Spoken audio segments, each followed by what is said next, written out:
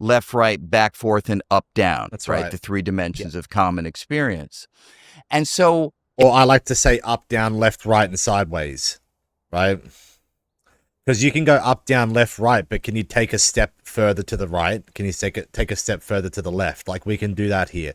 But in a flat space or a 2D space, for example, in a 2D space, you'd be only able to go up, down, left, right. You wouldn't be able to go sideways, right? In a flat space, you'd only be able to go up, left or right.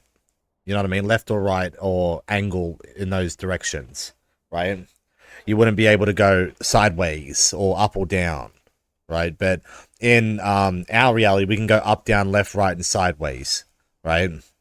If they're crumpled up, what's the shape into which they are crumpled?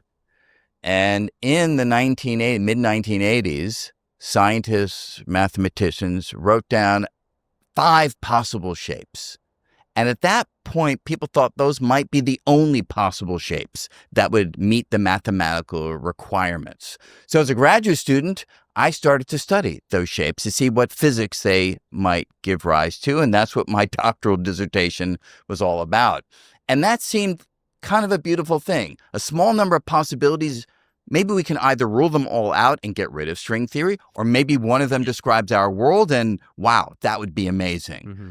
The problem is, as you made reference. All right, yeah, like we have this principle now in which we have a scale equation so large, like from this point, from like this point, right, in this section here, right,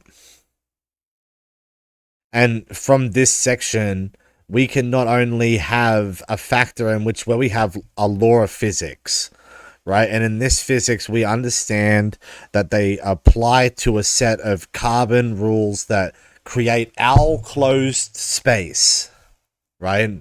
Now, our closed space is that my closed space, my physical body is different to you. You and I, we share different time, right? Regardless. If you're across the street from me and I'm walking to you and you are not in motion, we are sharing a different time. Right? Now, from this process, we can determine that from this factor that when we go back to coordinate, right, that we can say, all right, now we apply our law of physics, right? And then they're like, stop fucking cloning people, right?